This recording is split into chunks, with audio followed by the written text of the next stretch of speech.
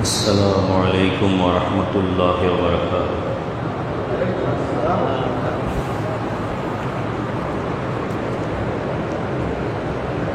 الحمد لله نحمده ونستعينه ونستغفره ونؤمن به ونتوكل عليه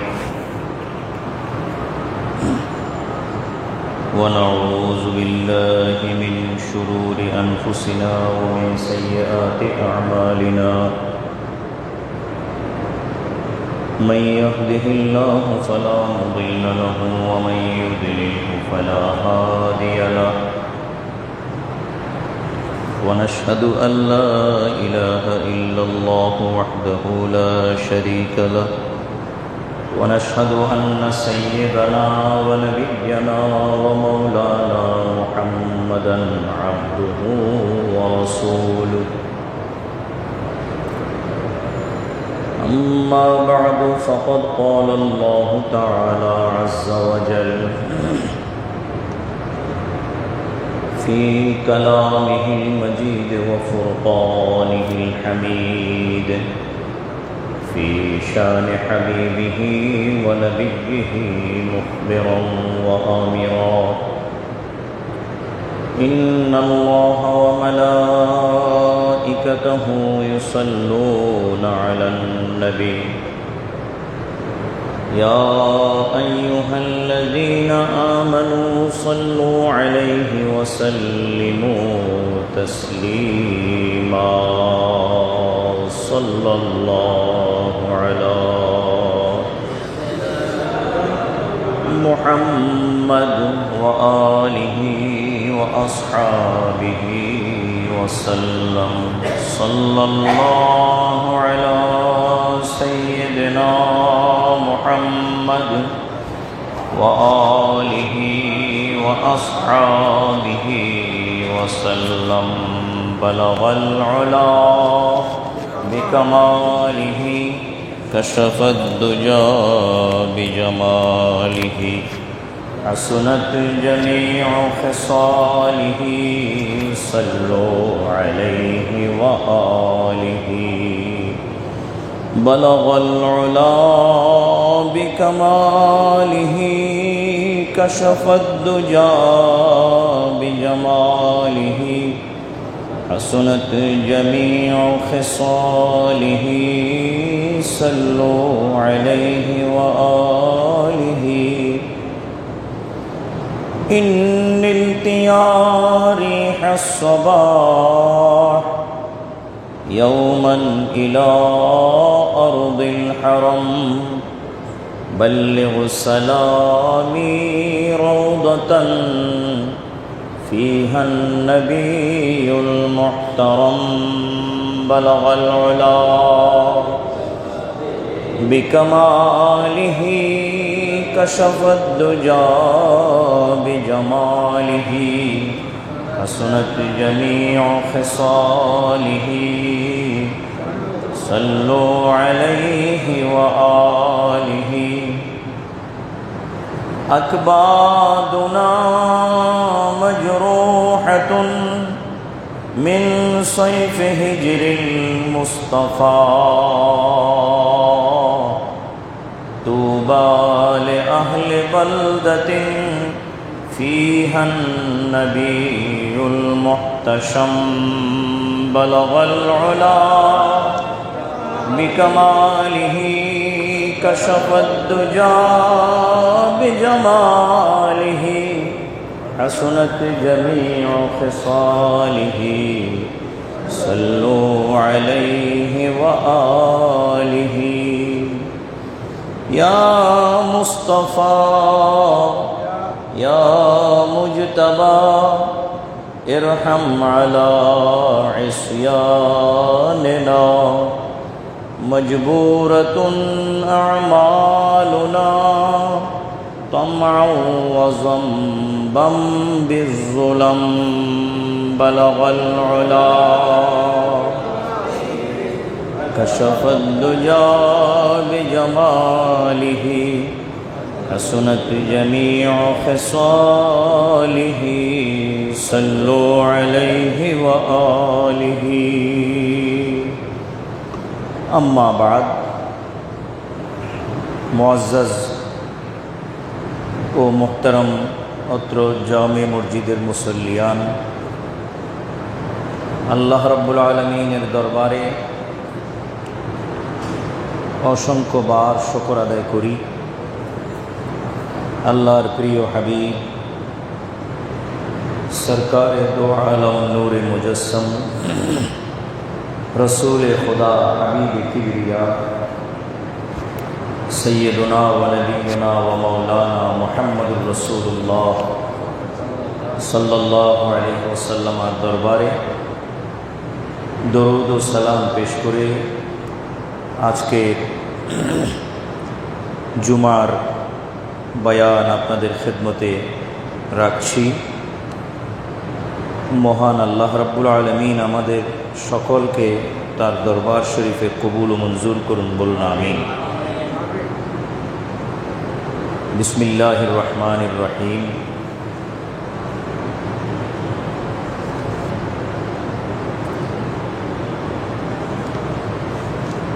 या अय्युहन नबिय्यु कुल लिअज़वाजिका व बनातिका व निसाइल मुमिनीना युदनीना अलैहिन्ना मिन जलाबीबिहिन्ना ज़ालिका अदना अन युरफ़ना फला युज़ैना व कानल्लाहु गफ़ूरर रहीमा। सदक़ल्लाहु मौलानल अज़ीम व सदक़ रसूलुहुन नबियुल हबीबुल करीम व नहनु अला ज़ालिका लमिनश शाहिदीन व शाकिरीन वल्हम्दुलिल्लाहि रब्बिल आलमीन।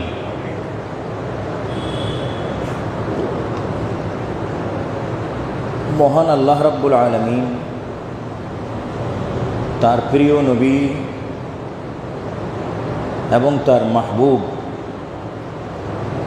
আমাদের সকলের প্রিয় নবীজি হযরত মুহাম্মদ মুস্তাফা সাল্লাল্লাহু আলাইহি ওয়াসাল্লামকে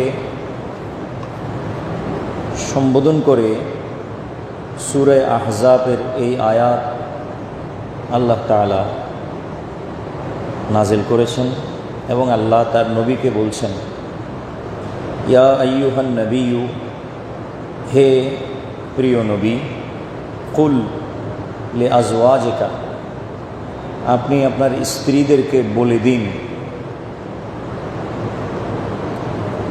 ওয়া বানাতিকা, এবং আপনার মেয়েদেরকে বলে দিন, ওয়া নিসাইল মুমিনিনা, এবং আপনি আরও বলে দিন মোমেনদের মহিলাদেরকে, ইউদিনিনা আলাইহিন্না মিন জালাবিবিহিন্না, তারা যেন তাদের মাথার উপরে তাদের বড় বড় চাদরগুলো দিয়ে ঢেকে দেয়। ইউদিনিনা, তারা যেন ঢেকে দেয়, আলাইহিন্না, তাদের মাথার উপর থেকে নিচে, মিন জালাবিবিহিন্না, তাদের বড় বড় চাদরগুলো দিয়ে। এটা হলো পর্দার বিধান নাজেল হওয়ার দলিল। যে আয়াতগুলোর মাধ্যমে মহিলাদের উপরে পর্দাকে আল্লাহ তাআলা ফরজ করেছেন, তার মধ্যে এই সূরাতুল আহজাবের 59 নম্বর আয়াত, যেখানে আল্লাহ তাআলা তার প্রিয় নবী হযরত মুহাম্মদ মুস্তাফা সাল্লাল্লাহু আলাইহি ওয়াসাল্লামের স্ত্রীগণ এবং তার মেয়েগণ এবং অপরাপর মুসলমানদের সকল মহিলার উপরে বড় বড় চাদর দিয়ে তাদের মাথা থেকে পা পর্যন্ত ঢেকে দেওয়ার বিধান আল্লাহ তাআলা আরোপ করেছেন। এটা কখন? যখন মহিলারা প্রকাশ্যে বাহিরে যাবে, তাদের বাহিরে যাওয়া আল্লাহ নিষেধ করেন নাই। প্রয়োজনে তারা বাহিরে যেতে পারবে, তবে শর্ত হচ্ছে এই, আমাদের বিছানা চাদর আছে না, বেডশিট যত বড়, এই ধরনের বড় কাপড় দিয়ে মাথার উপর থেকে নিচ পর্যন্ত মাথার উপর থেকে ছেড়ে দিবে এবং যেন এটা নিচ পর্যন্ত চলে যায়। চতুর্পাশ থেকে হাত দিয়ে ধরে রাখবে, চতুর্পাশ থেকে হাত দিয়ে ধরে রাখবে, যাতে করে শরীরের কোনো জায়গা বাহির থেকে আর দেখা না যায়। এটাকে কোরআনে মজিদে বলা হচ্ছে জালাবিব। জালাবিব শব্দটা গ্রামেটিক্যাল ওয়েতে এটা একটা প্লুরাল ওয়ার্ড, প্লুরাল বহুবচন, যার ওয়াহেদ হচ্ছে বা সিঙ্গুলার হচ্ছে জিলবাব। জিলবাব মানে হচ্ছে বড় চাদর। বড় চাদরকে আরবিতে জিলবাব বলা হয়, বহু বড় চাদর। যে চাদরগুলা শরীরের উপরে যদি মাথা থেকে ছেড়ে দেওয়া হয় পা পর্যন্ত, ভিতরে কোন ধরনের মানুষ আছে এটা বাহির থেকে বোঝা যাওয়ার কোনো সুযোগ নাই, অবকাশ নাই। এ ধরনের বড় চাদরকে আরবিতে বলা হয় জেলবাব, যার বহুবচন হচ্ছে জালাবিব। তো আল্লাহ তাআলা মোমেন মুসলমানের মহিলাদেরকে ঘর থেকে বাহির হইতে নিষেধ করেন নাই। প্রয়োজনে ঘর থেকে বাহির হইতে পারবে এবং সেটা খুব বেশি প্রয়োজন যদি হয়। কিন্তু বাহিরে যে মহিলারা আসবে, প্রকাশ্যে যে মহিলারা চলাফেরা করবে, তার একটা শরীরী বিধান থাকবে। সে বিধানটা হচ্ছে তারা তাদের বড় বড় চাদরগুলো দিয়ে মাথা থেকে পা পর্যন্ত এমনভাবে ঢেকে বের হবে যাতে করে তাদের শরীরটা চাদরের ভিতর থেকে কোনো অবস্থাতে প্রকাশ না পায়। এটা হলো এই আয়াতের আমাদের কাছে চাহিদা। এই আয়াত আমাদের কাছে কি চায়? চায় হচ্ছে আমাদের মহিলারা যদি ঘর থেকে কোনো কারণে বাহির হতে হয় বাধ্য হয়ে, তাহলে তারা তাদের বড় চাদরগুলো দিয়ে যে কোনো একটা চাদর নিয়ে সেটা মাথা থেকে পা পর্যন্ত এমনভাবে ঢেকে বের হবে যাতে করে তাদের শরীর কোনো দিক থেকে কারো নজরে না আসে। এটা হলো পর্দা।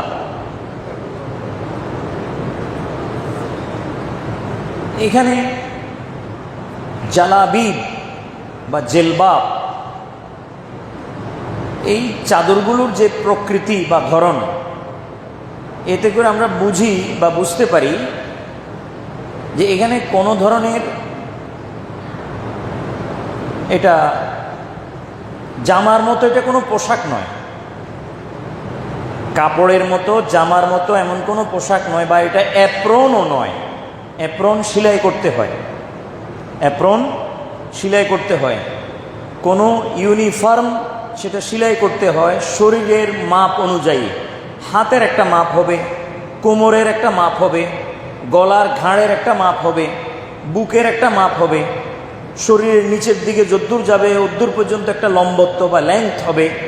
এভাবে বিভিন্ন মাপ যোগ করে, মাপ ঝোপ করে কেটে সেটাকে তৈরি করে যেগুলো গায়ে দেওয়া হয় সেগুলোকে কামিজ বলা হয়, অ্যাপ্রন বলা হয়, ইউনিফর্ম বলা হয়। কিন্তু জেলবাব ওই ধরনের কোনো বিষয় নয় যে এটাকে কাটিং করে বডির সাইজ দিয়ে সে সাইজ অনুযায়ী গায়ে দিলাম, আর শরীরের হাত কোথায়, পা কোথায়, মাথা কোথায়, বুক কোন জায়গায়, ঘাড় কোন জায়গায়, পিঠ কোন জায়গায়, সেটা কাপড়ের ভিতর থেকে প্রকাশ পেয়ে গেল।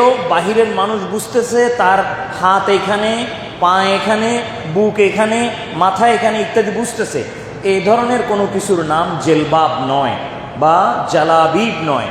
জালাবিব হচ্ছে এমন এক চাদর যে চাদরে এত পরিমাণ কাপড় থাকবে যে কাপড়টা মাথার উপর থেকে পা পর্যন্ত যদি ছেড়ে দেওয়া হয়, এটা কোনো ডান বাম দিক থেকে গায়ে দেওয়ার বিষয় নয়, বরং মাথার উপর থেকে নিচের দিকে ছেড়ে দেওয়ার বিষয়। ছেড়ে দিলে পরে শরীর এমনভাবে সে কাপড়ের নিচে মস্তুর হয়ে যায়। মস্তুর হয়ে যাওয়া মানে গোপন হয়ে যাওয়া, ঢেকে যাওয়া। আবার বলতেছি গোপন হয়ে যাওয়া, ঢেকে যাওয়া। এমনভাবে ঢেকে যায় যাতে করে বাহির থেকে ভিতরে কোন ধরনের মানুষ আছে, মানুষ কি মোটা না চিকন, হ্যাংলা পাতলা নাকি পুরুত্ব আছে মানুষের, এটা বোঝা যাওয়ার কোনো সুযোগ নাই। এই ধরনের এক ধরনের চাদরকে জেলবাব বলা হয় বা জালাবিব বলা হয়। আল্লাহ সেই ধরনের কাপড়কেই উম্মতে মুসলিমার মহিলাদের জন্য ফরজ করেছেন। আর এই ধরনের পর্দা কিন্তু আগের নবীদের উম্মতদের জন্য এই একই ধরনের পর্দাই ছিল, একই ধরনের পর্দা ছিল। আমরা পর্দার হুকুম বা বিধান বুঝার সাথে সাথে আমাদেরকে পর্দার ধরনও বুঝতে হবে। কোন একটা অ্যাপ্রন আপনি কোনো মহিলাকে পড়াই দিলেন আর বললেন, হুজুর ও তো পর্দা করতেছে, শরীয়ত তো মানতেছে। কিসের শরীয়ত মানতেছে? সে তার শরীরের অবয়ব দেখা যাচ্ছে, বাহির থেকে বোঝা যাচ্ছে, সিনা প্রকাশ হয়ে আছে, যদিও কোনো একটা কাপড় আছে কিন্তু সিনা প্রকাশ হয়ে আছে, পিঠ প্রকাশ হয়ে আছে, হাতের এখানে কতটুকু মোটা বা চিকন এটা প্রকাশ হয়ে আছে। যদি এমনটি হয়, আপনি আর আমি সেগুলোকে যদি বোরকা বলি, তো শরীয়ত কি সেই বোরকা অ্যালাউ করতেছে? এটা আমাকে আপনাকে দেখতে হবে। তো এই বোরকা তো শরীয়ত অ্যালাউ করতেছে না। তো আমরা কেন একটা অ্যাপ্রনকে আজকের এই সময়ে আমরা বোরকা মনে করে এটা মনে করতেছি যে আমাদের শরীয়ত তো পালন হচ্ছে, আদায় হচ্ছে না। আমি বারবার আপনাদেরকে এটা বোঝানোর চেষ্টা করতেছি, এ ধরনের কোনো কিছু পর্দা নয়, বরং পর্দা হচ্ছে এমন একটা চাদর, যে চাদরটা মাথার উপর থেকে নিচের দিকে ছেড়ে দেওয়া হবে এবং পায়ের নিচেও চলে যাবে, যাতে করে পায়ের কোনো অংশ পুরুষের নজরে না আসে। এই ধরনের কোনো কাপড়কে পর্দা বলা হয়। হযরত রসুল পাকের যুগের মহিলারা কি ধরনের পর্দা ব্যবহার করছেন, এটা না জানলে আমি পর্দা সঠিকভাবে আদায় করা আমার দ্বারা সম্ভব হবে না। হজরতে উম্মে সালামা রাদিয়াল্লাহু তাআলা আনহা, রসুল পাক সাল্লাল্লাহু আলাইহি পাক বিবি, প্যারা বিবি, এবং হজরতে মা আয়েশা সিদ্দিকা রাদিয়াল্লাহু তাআলা আনহা, দুজনেই হাদিস রেওয়ায়াত করতেছেন আলাদা আলাদা, যে ক্বালাত রাহিমাল্লাহু নিসা আল আনসার লাম্মা নাযালাত ইয়া আইয়ুহান নবিয়্যু কুল লি আজওয়াজিকা ওয়া বানাতিকা ওয়া নিসাইল মুমিনিনা ইউদিনিনা আলাইহিন্না মিন জালাবিবিহিন্না। হযরত আয়েশা রাদিয়াল্লাহু তাআলা আনহা বলেন, অথবা হযরতে উম্মে সালামা রাদিয়াল্লাহু তাআলা আনহা বলেন যে আল্লাহ তাআলা আনসারি মহিলাদেরকে রহমত করুন। রাহিমাল্লাহু নিসা আল আনসার, আল্লাহ তাআলা আনসারি মহিলাদেরকে রহমত করুন, যে লাম্মা নাজালাত, যখন নাজেল হয়েছিল রসুল পাক সাল্লাল্লাহু আলাইহি ওয়াসাল্লামের উপরে এই আয়াতটা, ইয়া আইয়ুহান নবিয়্যু কুল লি আজওয়াজিকা ওয়া বানাতিকা ওয়া নিসাইল মুমিনিনা ইউদিনিনা আলাইহিন্না মিন জালাবিবিহিন্না। এই আয়াতটা সূরা আহজাবের আয়াত নম্বর 59 যখন নাজেল হয়েছিল, তখন এই আয়াতের আমল করতে গিয়ে, আমল করার ক্ষেত্রে আনসারি মহিলারা কি করলেন, যে তারা শাক্কাকনা মুরুতাহুন্না, তারা তাদের বড় বড় পর্দাকে ফেটে ফেললেন, যদ্দুর দরকার উদ্দুর ব্যবহারের জন্য ফেটে ফেললেন, বড় চাদর বড় পর্দাকে ফেটে ফেললেন।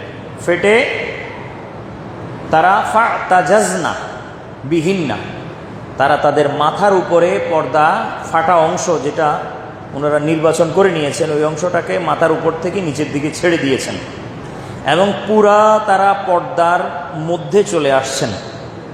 এখন বাইরে থেকে বোঝা যাচ্ছে না কোন মহিলা উনি, বাইরে থেকে বোঝা যাচ্ছে না কোন মহিলা উনি।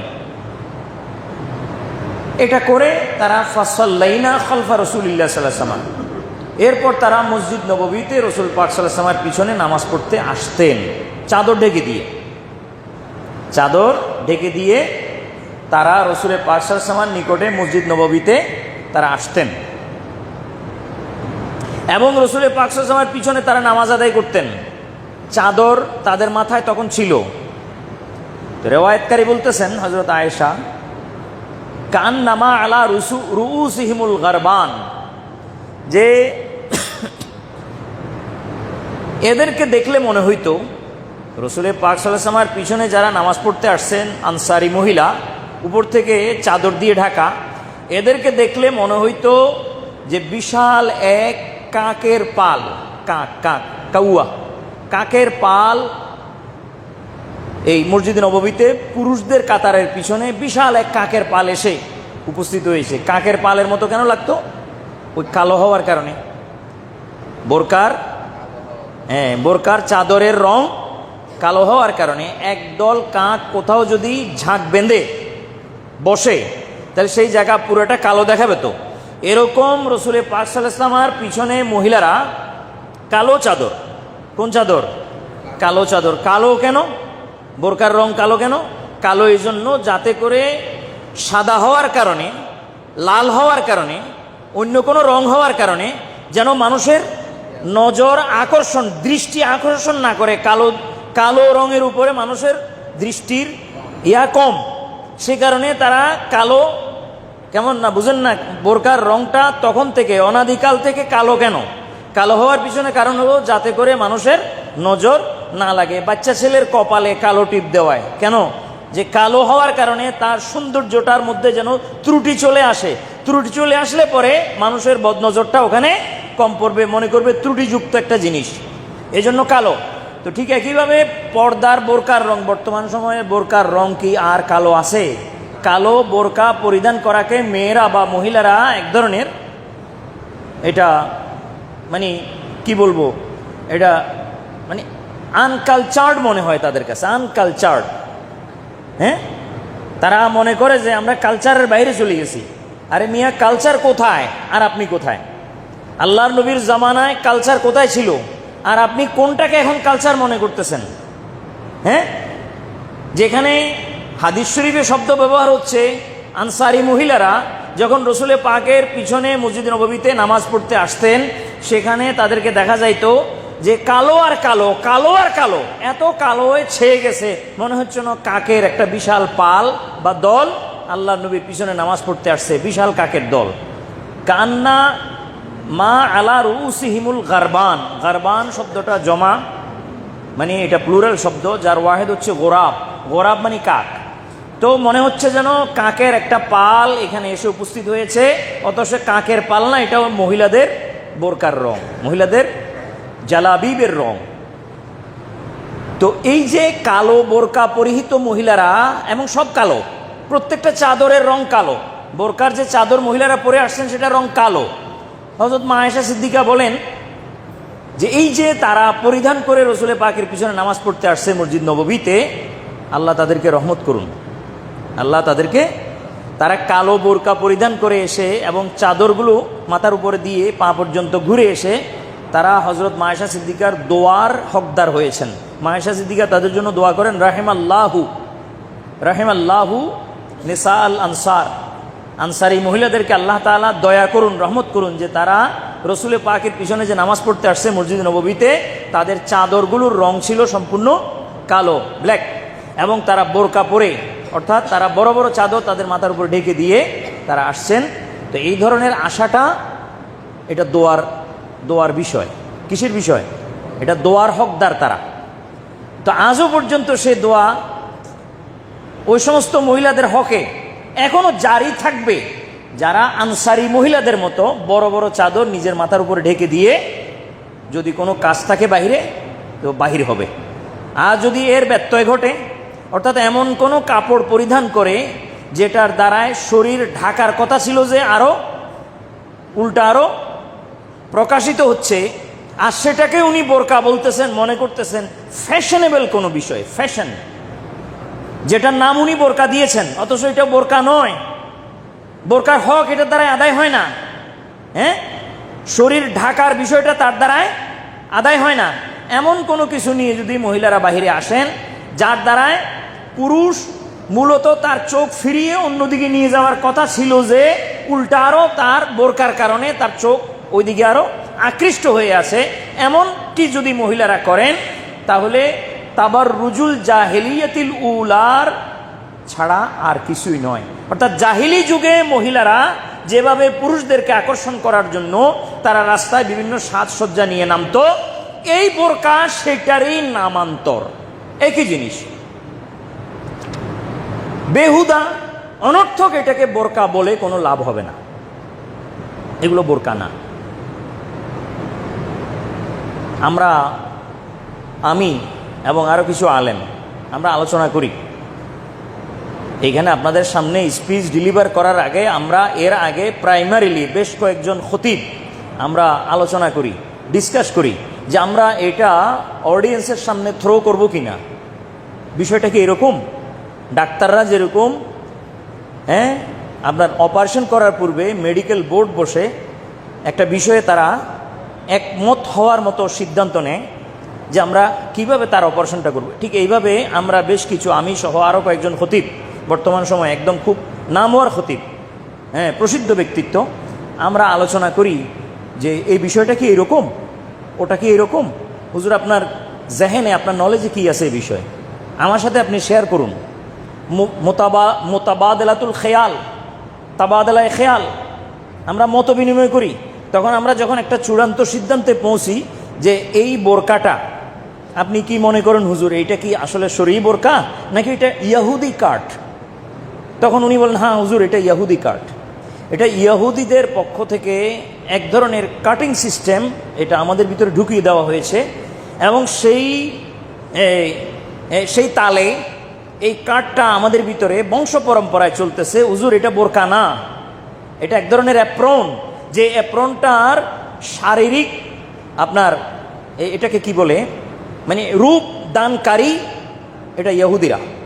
যখন আমরা একমত হয়ে গেলাম, এরপর আপনাদেরকে এসে আমরা এটা বলি যে এটা কি নয়, এটা বোরকা নয়, এটা এক ধরনের একটা কাট, একটা কাপড়কে একটা ইউনিফর্ম আদলে আনা হয়েছে, যে ইউনিফর্মটা মাথায় মস্তিষ্কে গবেষণা করে বিজাতিরা, ইহুদিরা, খ্রিস্টিয়ানেরা সৃষ্টি করে আমাদের যে বোরকার ঐতিহ্য বংশ পরম্পরায় ছিল। আলিগড় মুসলিম বিশ্ববিদ্যালয়ে প্রতিষ্ঠা লগ্নের মহিলাদেরকে, যারা তখন স্টুডেন্ট ছিল মহিলারা, তাদের বোরকা দেখেন, আমার কাছে তার তসবির আছে, পিকচার আছে, আমি এটি পিকচার কালেক্ট করেছি, এখানে আছে আমার মোবাইলে আছে। তো সে তখনকার পিকচারটা দেখলাম, বর্তমান সময়ে আফগানিস্তানে মহিলারা যে ধরনের বোরকা পরিধান করে হুবহু সেই বোরকাটা আলিগড় মুসলিম বিশ্ববিদ্যালয়ে আজ থেকে 150-200 বছর আগে বা আরও আগে যখন এই বিশ্ববিদ্যালয় প্রতিষ্ঠা হয়েছিল, তখনকার সময়ের মহিলাদের বোরকার পরিস্থিতি অবস্থা এরকম ছিল। ইভেন আমি ছোট থাকতে, যখন আমার বয়স 7, 8, 9, 10 বছর, তখন আমি আমার নানিকে, আমার নানি, আমার খোদ মানে আপন নানি, ওনাকে নিয়ে আমার খালাদের বাড়িতে যে বেড়াইতে যাইতাম, তখন তারা রিক্সা ব্যবহার করতো বাড়ি থেকে। তো ওই রিক্সা উনি ওঠার আগে চতুর্পাশ থেকে কাপড় দিয়ে পেঁচিয়ে ফেলতো, কাপড় দিয়ে। এরকম কেউ দেখছেন কিনা? জি, কাপড় দিয়ে পেঁচিয়ে ফেলতো, কাপড় দিয়ে পেঁচিয়ে ফেলতো। আমি ছোট, আমার নানি আমাকে কোলে নিয়ে বসে আছেন, কখনো আমি নিচে বসি, কখনো উপরে বসি, ভালো লাগে না, চতুর্পাশ থেকে বাঁধি ফেলছি, কিছু সামনে দেখা যায় না, মাথা খারাপ হয়ে আছে, দেখতে পারতেছি না, এই জন্য কতক্ষণ নিচে বসি, কতক্ষণ উপরে বসি। নানু তো বসে আছেন চুপ মেরে, আর আমাকে করতেছেন, থাপকি দিচ্ছেন যে বসি থাক, লড়িস না। কোথায় এখান থেকে মিরসরাই থেকে জোরারগঞ্জ যাচ্ছে, সেখানে এই এতক্ষণ পর্যন্ত গাড়ি রিক্সা চালাচ্ছে, আমি সামনে কিছু দেখতে পারতেছি না। মহিলারা এইরকম পর্দা তারা তখন মেনটেন করতেন, শাড়ি দিয়ে আপনার পুরা এই রিক্সাকে চতুর্পাশ থেকে পেঁচিয়ে, যাতে করে কেউ নজরে না আসে, যে ট্যাক্সিতেও করতেন, ভিতরে কেউ আসে কি নাই পালকিতে করতেন। তো কোথায় গেল সেই জামানা? আলিগড় মুসলিম বিশ্ববিদ্যালয়ের মহিলারা চতুর্পাশ থেকে এমনভাবে, যে ওইটা কোন আকৃতির মহিলা, তার বডি কোন অবস্থাতে এই কাপড়ের বাহিরে প্রকাশ পাওয়ার কোনো অবকাশ ছিল না। আর আজকের দিনে আপনি বোরকা বলতেছেন এমন একটা অ্যাপ্রনকে, যে অ্যাপ্রনটা পরার পরে কোথায় বোরকা পড়লে চোখ আরো অন্যদিকে ফিরে যাবে, যে না ওইখানে একজন মহিলা যাচ্ছে, তাকে আমি কেন দেখব? উল্টা এই বোরকার কারণে ওর প্রতি দৃষ্টি আরো 1000 গুণ বেড়ে যায় বা লেগে যায়। এটা বোরকা না, এটা এক ধরনের অ্যাপ্রন, যে অ্যাপ্রনটা এমন কোনো অপশক্তি কাট করে আমাদের জন্য সৃষ্টি করে দিয়েছে যার দ্বারা আমাদের সম্মান সম্ভ্রম সম্পূর্ণরূপে নষ্ট হয়ে যায়। এটার নাম বোরকা নয়। বোরকা হচ্ছে যেটা আল্লাহ তাআলা বলেছেন, ইউদিনিনা আলাইহিন্না মিন জালাবিবিহিন, বড় বড় চাদরকে নিয়ে মাথার উপর থেকে ছেড়ে দেওয়া, পায়ের নিচ পর্যন্ত চলে যাওয়া, চতুর্পাশ থেকে এইভাবে ভালো করে হাত দিয়ে খিসে ধরে রাখা, যাতে করে ওর ভিতরে কি ধরনের মানুষ আছে সেটা বাহির থেকে বুঝার কোনো উপায় নাই। এই জাতীয় জিনিসকে বোরকা বলা হয়। খুব খেয়াল রাখবেন। আল্লাহ। হযরত ইবনে আব্বাস রাদিয়াল্লাহু তাআলা আনহু এই আয়াতের, কোনটা, ইউদিনিনা আলাইহিন্না মিন জালাবিবিহিন্না, সূরাতুল আহজাবের 59 নম্বর আয়াতের আলোকে তিনি বলেন, ফি হাযিল আয়াতে ক্বালা আমারাল্লাহু নিসাআল মুমিনিনা ইযা খারাজনা মিন বুয়ুতিহিন্না ফি হাজাতিন আন ইউগাত্তিনা মিন ফাওকি রুউসিহিন্না বিল জালবাবে বিল জালাবিবে ইউবদিনা আইনাহু ওয়াহিদাতান।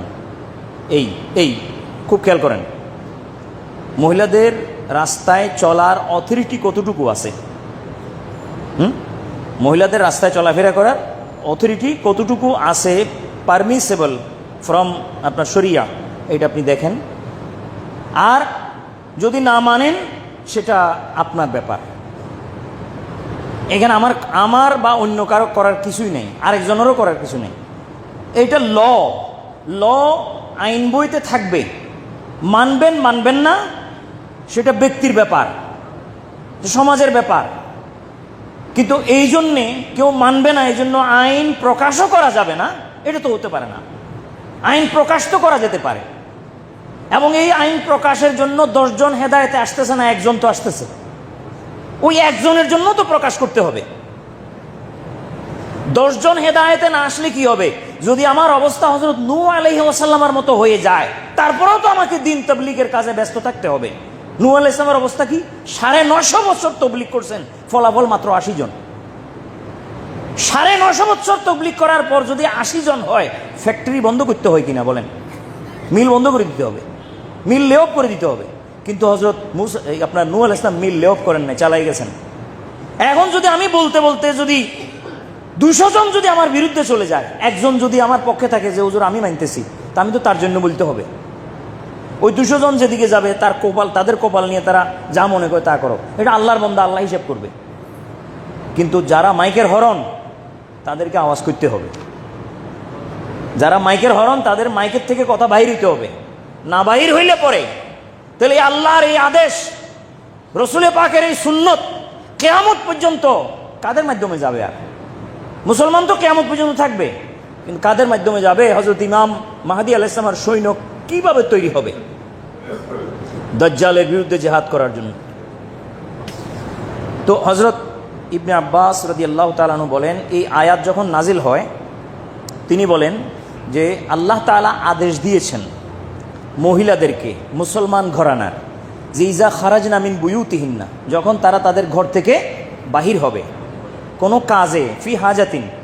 তাহলে দেখেন, গ্র্যাজুয়াল প্রসেসে, ইনগ্র্যাজুয়ালি ইসলাম মহিলাদেরকে ঘর থেকে বাহির হইতে নিষেধ করে নাই, বাধা দেয়নি। প্রয়োজনে বাইরে হইতে পারবে, কিন্তু বাহির তাদের ইচ্ছা মতো হইতে পারবে না, শরীয়তের ইচ্ছা মতো হইতে হবে। সেটা কি? যে আই ইউগাত্তিনা, তারা ঢেকে দিবে, উজুহাহুন্না মিন ফাওকি রুউসিহিন্না, তাদের মাথার উপর থেকে বড় চাদর নিচের দিকে ছেড়ে দিবে এবং পুরো শরীর এর দ্বারা ঢেকে যাবে। তা আমাদের মহিলারা যারা বোরকা পরে তারা কি উপর থেকে চাদর ঢালে নাকি ডাইন বাম দিক থেকে গায়ে দেয়? কোনটা?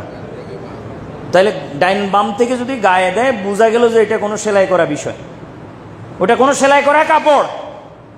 হ্যাঁ, ডাইন বাম থেকে গায়ে দিতে পারবে, পারবে যে না যে তা না, কিন্তু এর উপরে যদি আরেকটা চাদর ঢেলে দেয় এটা সবচেয়ে ভালো হয়।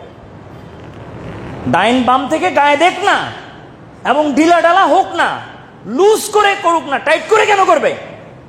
লুজ করে করবে, যাতে করে কোন জায়গায় পা, কোন জায়গায় হাত, কোন জায়গায় বুক, কোন জায়গায় পিঠ, কোন জায়গায় কোমর, ওটা বাহির থেকে যেন কোনো অবস্থাতে বোঝা না যায়, প্রকাশ না পায়, করুক।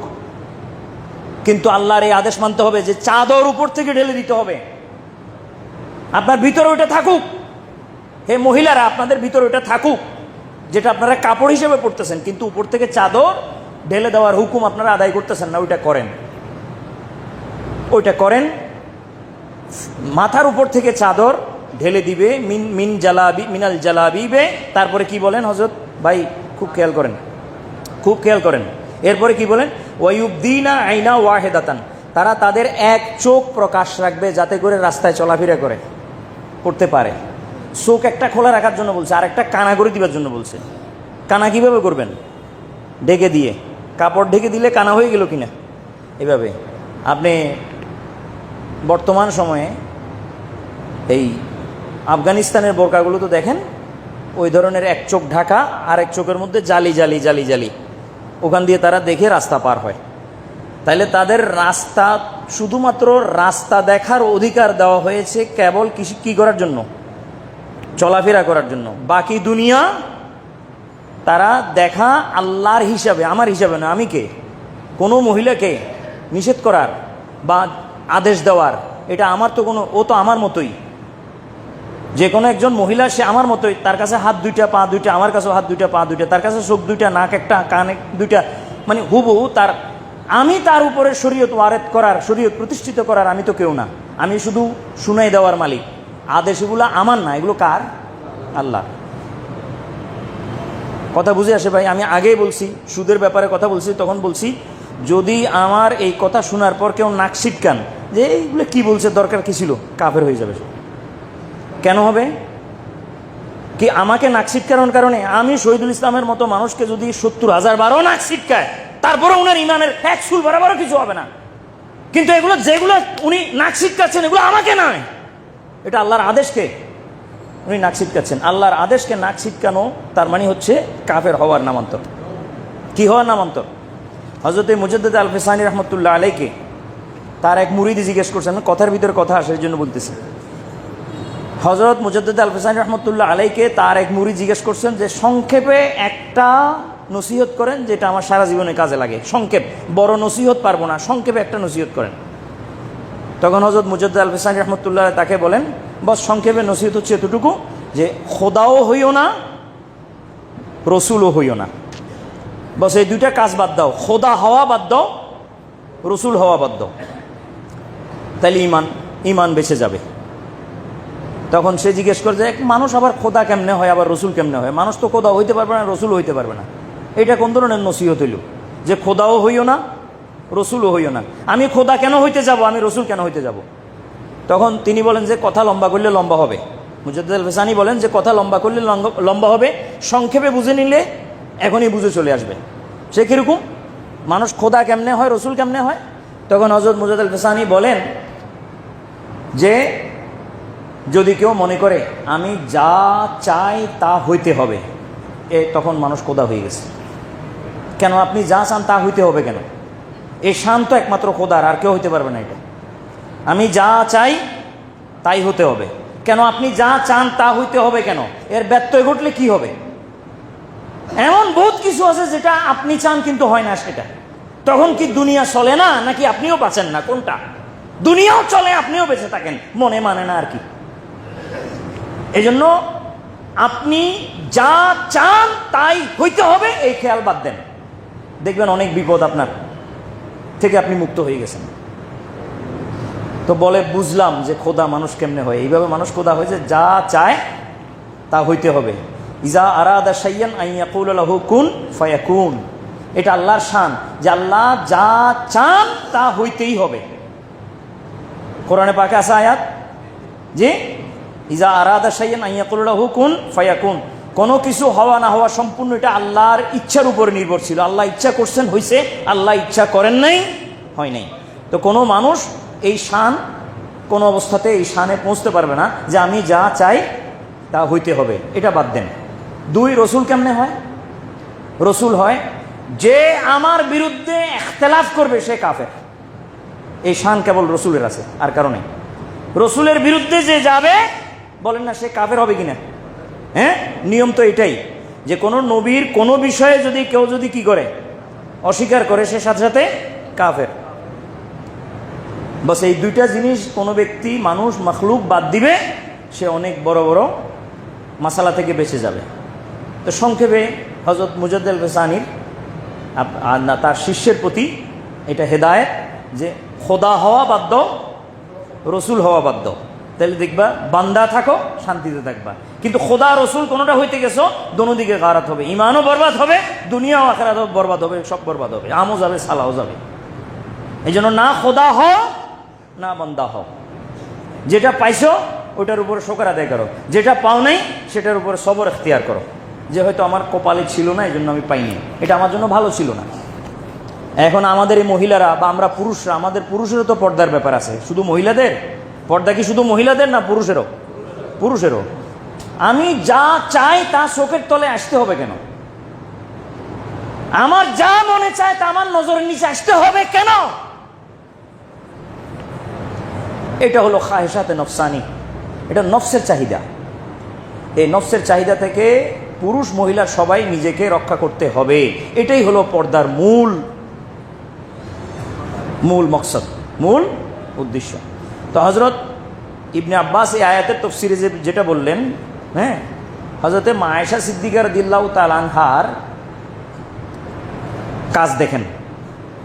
তিনি বলেন যে কুনতু আদখুলু ফি বাইতিল্লাযী ফিহি রাসূলুল্লাহ সাল্লাল্লাহু আলাইহি ওয়াসাল্লাম, রাসূল সাল্লাল্লাহু আলাইহি ওয়াসাল্লামকে যখন আমার ঘরে দাফন করা হয়েছে, বাইতে আয়েশা, আমার ঘরে দাফন করা হয়েছে, সেই ঘরে আমি আসা যাওয়া করতাম, থাকতাম। ইন্নী ওয়াদিউন সাওবি, তখন আমার কাপড় আমি খুলে রাখতাম, কাপড় মাথার উপর থেকে খুলে নিচে, হ্যাঁ, রেখে দিতাম। কেন? ও আকুলু, আমি বলতাম ইন্নামা হুয়া জাউজি, তিনি আমার স্বামী, তার সামনে আমি কাপড় খুলে প্রকাশ হয়ে বসাতে শরীয়তের পক্ষ থেকে কোনো দোষ নাই, বরং আরও অনুমতি আছে যে স্বামী যে জামাই। এই জন্য আমি রসুলের পাক সাল্লাল্লাহু আলাইহি ওয়াসাল্লাম কবরে রওজা শরীফের ভিতরে আমি ওনার সামনে যে বসতাম, মাথার কাপড় খুলে বসতাম, যাতে করে কি, হ্যাঁ, মানে এখানে পর্দা লঙ্ঘন হওয়ার কোনো বিষয় ছিল না, যেহেতু উনি আমার স্বামী। এরপরে 2 বছর কয় মাস পরে আমার বাবা হযরত আবু বকর সিদ্দিককেও দাফন করা হয়েছে রসুলের পাকের পাশে, তখনও আমি কাপড় খুলেই বসতাম, যেহেতু তিনি আমার বাবা। বাবার সামনে মেয়ের পর্দা করার বিষয় নাই, স্বামীর সামনে মেয়ের পর্দা করার বিষয় নাই। কিন্তু কোরবান আল্লাহ রসুলের এই কথার উপরে, যে দেখেন, মানে আল্লাহ রসুলের বিবির এই কথার উপরে কোরবান, যে দেখেন তিনি বলেন ফালাম্মা দোফেনা ওমারু, যখন ওমর রাদিয়াল্লাহু তাআলা আনহুকে তাদের পাশে দাফন করা হলো, মাহুম একসাথে, ফাওয়াল্লাহ, আল্লাহর শপথ, আল্লাহর কসম করে আমি বলতেছি, মা দাখালতু ইল্লা ওয়া আনা মাসদুদাতুন আলাইয়া সিয়াবি হায়া আনলে ওমারা, এরপর থেকে আমি কোনোদিন বেপর্দায় আমার নবীর রওজায় আসতাম না, যেখানে আমার নবী এবং আমার বাবা শাহিত আছেন সেখানে আসতাম না, বেপর্দায় আসতাম না কোনো সময়। কারণ যে এখানে একজন বেগানা পুরুষকে আজকে থেকে দাফন করা হয়েছে, যার নাম ওমর, অতএব তিনি আমাকে কবর থেকে দেখতেছেন। যদি বেপর্দায় দেখেন তাহলে রাসূল পাকের বিবিদের উপরে যে আয়াত নাজেল হয়েছে, ইউদিনিনা আলাইহিন্না মিন জালাবিবিহিন, সেই আয়াতের লঙ্ঘন হবে। দেখেন, চিন্তা করেন, হযরত মা আয়েশা সিদ্দিকা, একজন মানুষ কবরে চলে গেছে, তার ব্যাপারেও দুনিয়াতে বেঁচে থাকা অবস্থায় পর্দা করতেছেন, হায়া করতেছেন। মুমিন মুসলমানের মহিলারা জীবিত মানুষ থেকে পর্দা করে, উনি তো মৃত মানুষ থেকে বা ইন্তেকাল হয়ে গেছেন এমন মানুষ থেকে পর্দা করতেছেন। ইমাম আহমদ ইবনে হাম্বল এই হাদিসটাকে এনেছেন মুসনাদের ভিতরে।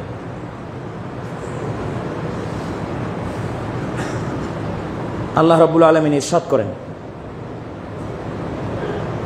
আল্লাহর নবী, আল্লাহ রাব্বুল আলামিন নয়, আল্লাহর নবী হযরত মুহাম্মদ সাল্লাল্লাহু আলাইহি ওয়াসাল্লাম ইরশাদ করেন যে ইন্নাদ দুনিয়া হুলওয়াতুন খাদিরাহ, এই দুনিয়া অত্যন্ত মিঠা এবং সবুজ, দুনিয়া অত্যন্ত মিঠা এবং সবুজ। ওয়া ইন্নাল্লাহ তাআলা মুস্তাখলিফুকুম ফিহা, আর আল্লাহ তাআলা তোমাদেরকে এই দুনিয়ার মধ্যে খলিফা বানাইছেন, তোমাদেরকে ছেড়ে দিয়েছেন, ইচ্ছা শক্তি দিয়েছেন, কর্ম স্বাধীনতা দিয়েছেন। আল্লাহ তাআলা তোমাদের কাজগুলোকে রেকর্ড করতেছেন, যখন তখন আল্লাহ তাআলা সিদ্ধান্ত নিচ্ছেন না তোমাদের ব্যাপারে, যা করতেছো তার রেকর্ডে আসতেছে। ইয়াউমুত তানাদের অপেক্ষায় আছেন আল্লাহ, কিয়ামতের দিনের অপেক্ষায় আছেন আল্লাহ। যা তোমরা কর্ম করেছো তার হিসাব আল্লাহর দরবারে কিয়ামতের ময়দানে হবে। কিন্তু পার্থিব জীবনে আল্লাহ তাআলা একটা কাজ করছেন, সে একটার হিসাব নিচ্ছেন, আরেকটা করতেছেন, সে একটার হিসাব নিচ্ছেন, এরকম করতেছেন না। বরং আল্লাহ তাআলা আপনাদেরকে পূর্ণ স্বাধীনতা দিয়ে দিয়েছেন। এটা হলো মুস্তাখলিফ হুকুমের অর্থ, মুস্তাখলিফ হুকুম ফিহা। এবং আল্লাহ কি করতেছেন, ফায়ানজুরু কাইফা তা'মালুন, তিনি নজর করতেছেন তোমরা কি আমল করো, দেখে রাখছেন। ফাত্তাকুদ দুনিয়া, অতঃপর দুনিয়ার ব্যাপারে তোমরা আল্লাহকে ভয় করো। ফাত্তাকুদ দুনিয়া, দুনিয়ার ব্যাপারে আল্লাহকে ভয় করো। ওয়াত্তাকুন নিসা, এবং মহিলার ব্যাপারে আল্লাহকে ভয় করো। দুইটা এক জায়গায় আনছেন আল্লাহ নবী সাল্লাল্লাহু আলাইহি ওয়াসাল্লাম। মহিলার ব্যাপারে আল্লাহকে ভয় করো এবং দুনিয়ার ব্যাপারে আল্লাহকে ভয় করো। কেন? ফাইন্না আউওয়ালা ফিতনাতে বনি ইসরাঈল কানাত ফিন নিসা, কেননা বনি ইসরাইল ধ্বংসের প্রথম যে কারণটা হয়েছিল, সেই কারণটা একজন মহিলাকে নিয়ে হয়েছিল। বনি ইসরাইলের ধ্বংসের কারণটা কাকে নিয়ে হয়েছিল? মহিলাকে। কি ঘটনা? বনি ইসরাইলের সেই ঘটনা কি ঘটনা? বনি ইসরাইলের সময়ে ওই জামানায় একজন আল্লাহর ওলি ছিলেন, যার নাম হলো বালআম ইবনু বাউর, যেটাকে আপনারা বালাম বাউর নামে চিনেন, লেখা থাকে বই, বিভিন্ন বইতে ঘটনাটা। বালাম বাউর, বালআম ইবনু বাউর, বা লাম আইন মিম, বালআম ইবনু বাউর।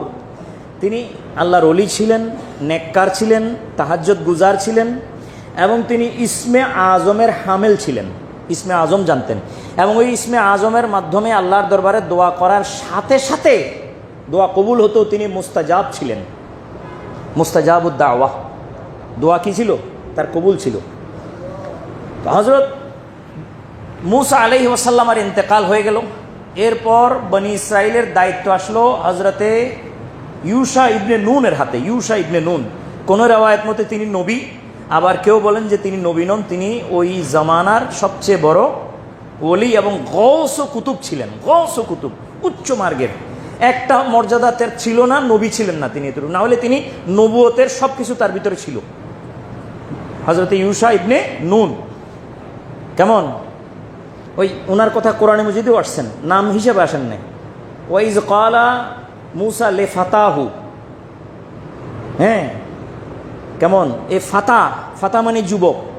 তো যখন হযরত মূসা আলাইহিস সালাম হযরত খিজিরের সাথে দেখা করতে যাচ্ছিলেন, তখন হযরত ইউশা ইবনে নুন যুবক ছিলেন, সে কারণে লে ফাতাহু শব্দ আসছে। কিন্তু উনি বয়স হতে হতে শেষ পর্যন্ত বুড়ো হয়েছিলেন।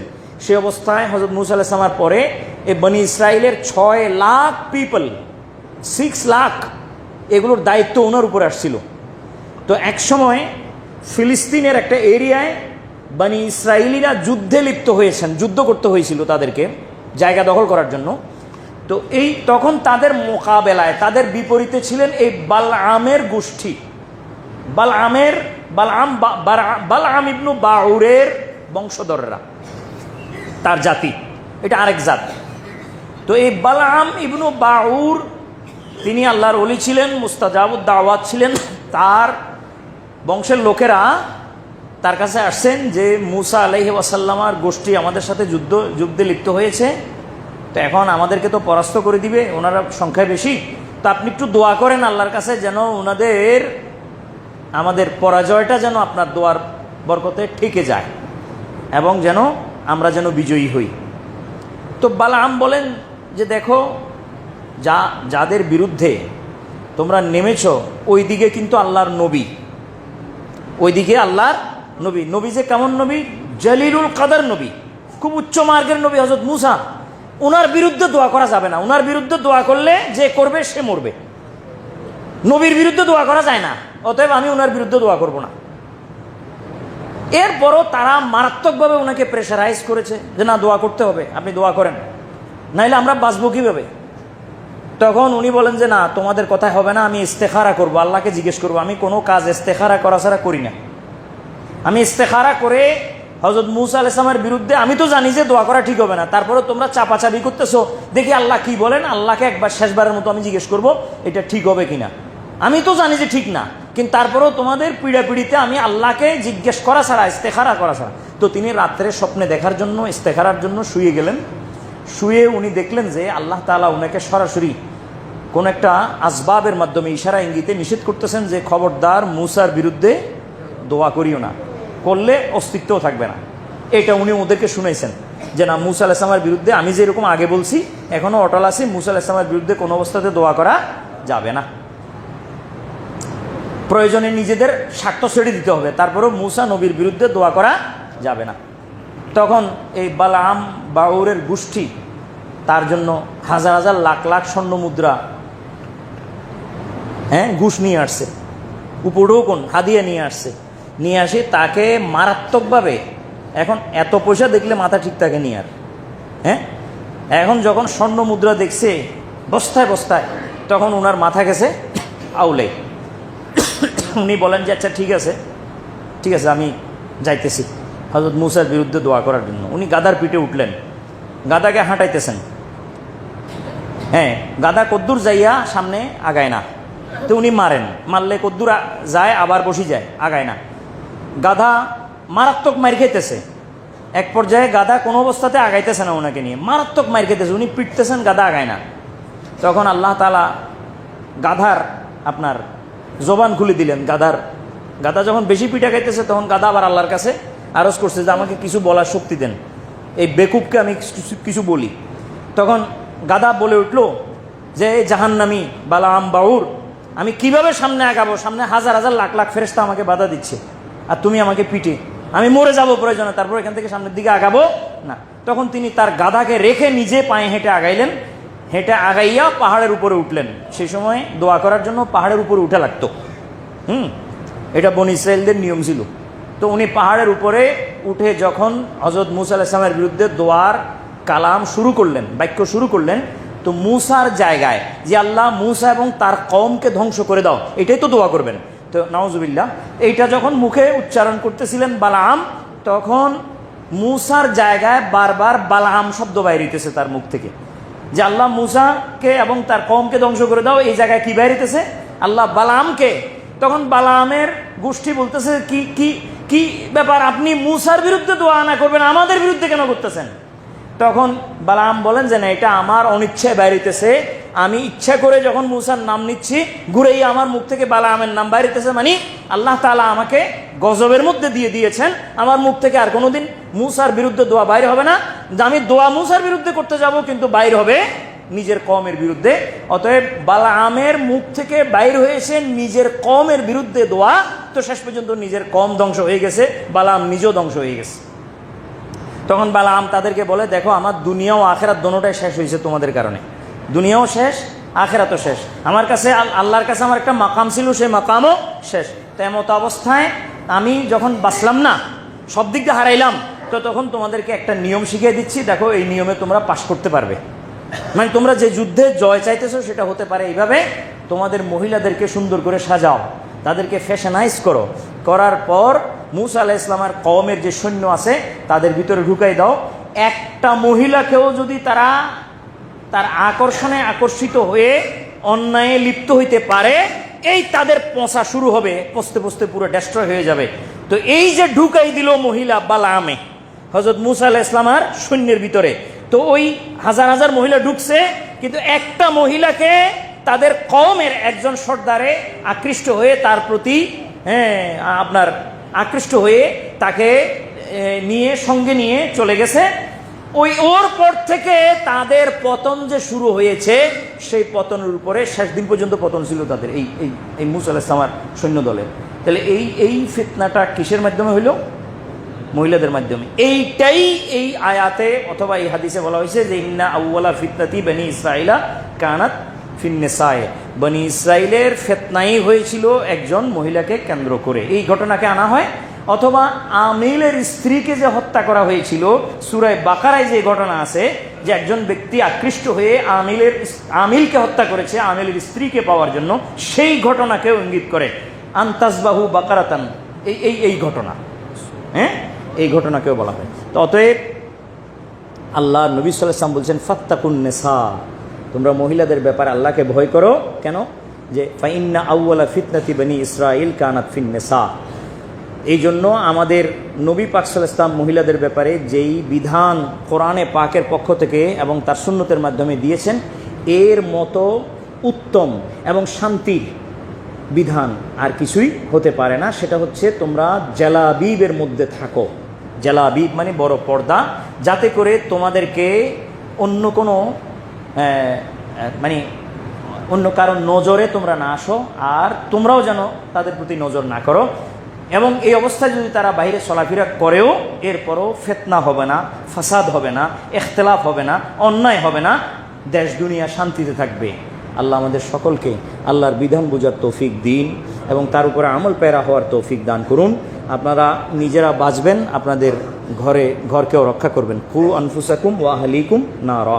পর্দার বিষয়ে আপনাদেরকে বিস্তারিত এই 2 জুমায় যতটুকু সম্ভব হয়েছে আমি আপনাদের সামনে আল্লাহ রসুলের বিধানকে গোশগুজার করার চেষ্টা করেছি, আপনাদের কর্ণকুহরে পৌঁছানোর চেষ্টা করেছি, এবং আমরা আশা রাখি আমরা এইভাবে চলবো। আল্লাহ আমাদেরকে এইভাবে চলার তৌফিক দান করুন। ওমা তৌফিক ইল্লা বিল্লাহ। আসসালামু আলাইকুম রহমতুল্লাহ। সুন্নত।